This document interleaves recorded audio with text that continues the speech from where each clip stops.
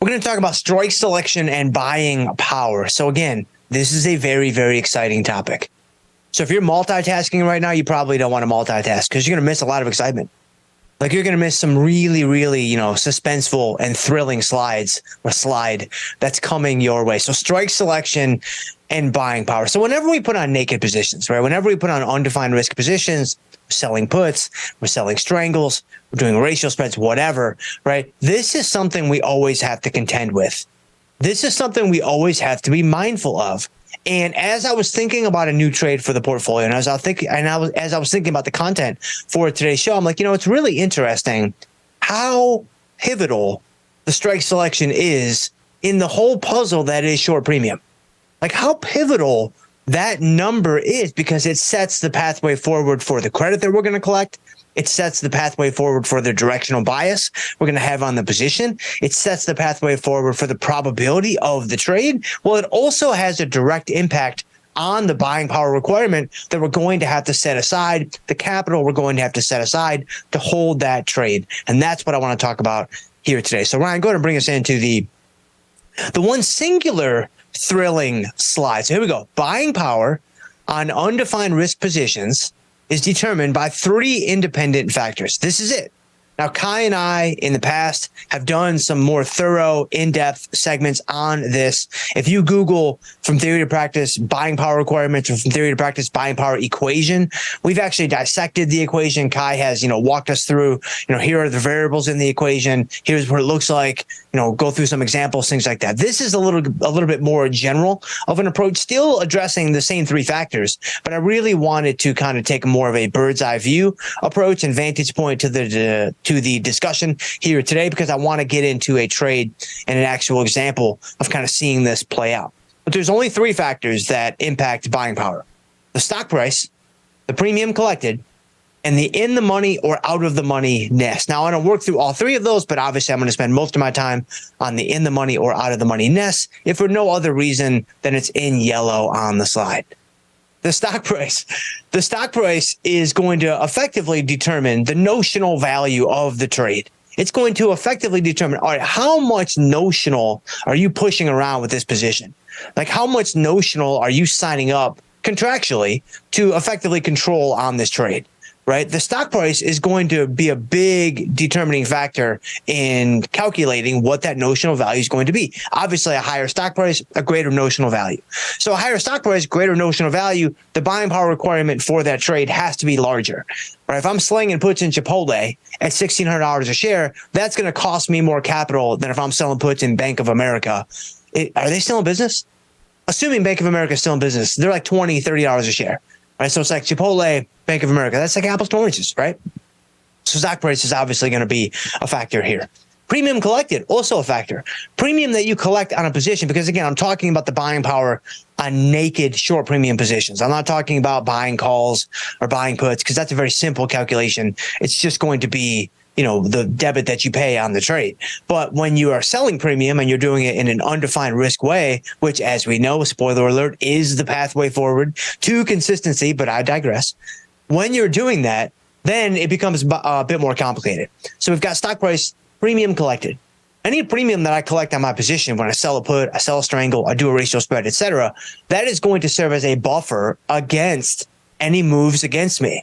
Right, which again, the buying power requirement is set aside to protect, well, you and really ultimately the brokerage firm from the position getting away from you, from the position moving against you. And so obviously the premium that I collect, that's what determines your break-even points. That's what effectively serves as a buffer against those moves against you. And so that's going to factor into this equation when it comes to the buying power that you ultimately have to set aside for the position. Well, what about the in the money or out of the moneyness? Now, my overachievers out there that are skipping work on a Monday afternoon to hang with us, I appreciate you guys. You guys have already read and digested and interpreted and applied the green box, right? So the yellow box that's above the green box, they are obviously directly linked to one another, because the in the moneyness or out of the moneyness is going to be directly impacted by the strike that you select on the position. Now, why did I include both in the moneyness and out of the moneyness? Let me spend a couple of seconds on that. Obviously, when I'm selling premium on trade entry, 98 times out of 100, 99 times out of 100, I'm going to be selling out of the money premium. Right? I'm going to be selling, premium that is out of the money. I'm going to be establishing positions that have higher probabilities using out of the money strikes. So it's the out of the moneyness that's going to control the buying power requirement, as we're going to see in a trade I have set up for us that Amelia May has gotten ready for us to start the week off strong in Apple. So we're going to see this in just a couple of seconds. But it's the out of the moneyness on trade entry that makes sense to me as a premium seller. But we don't want to forget about or discount the other side of the fence, the in the moneyness, because when I put a trade on, it's out of the money. It's all roses. It's all marshmallows. It's all macaroons. Everybody's happy.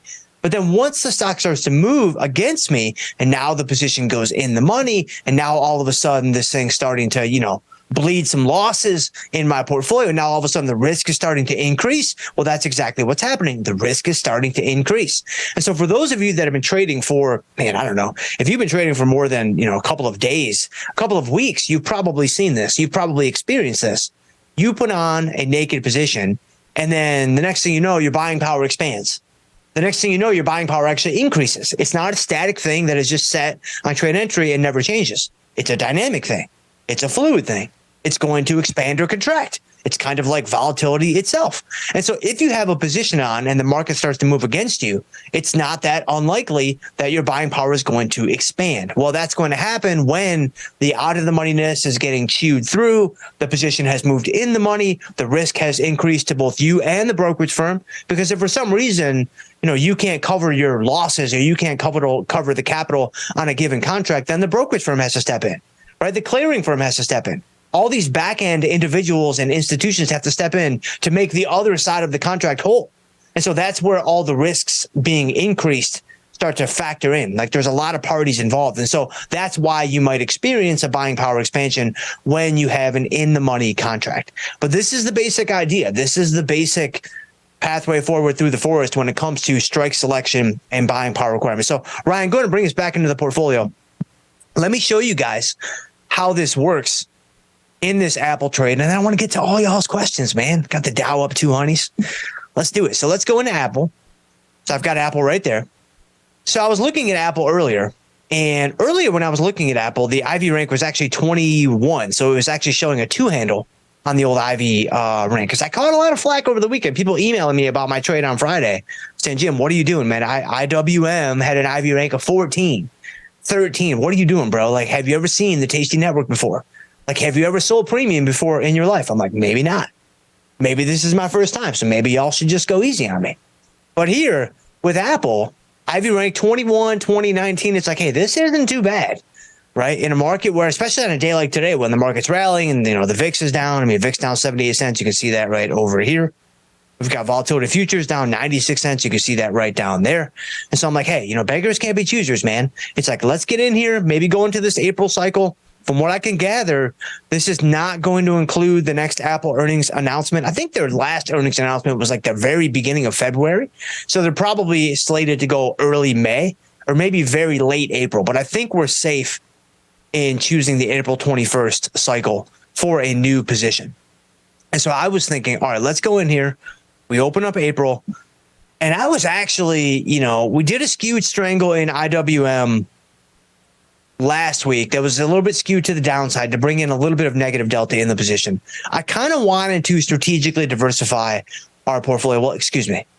Amelia kind of wanted to strategically diversify our portfolio. She took a look at the portfolio over the weekend. She's like, Dad, what are you doing?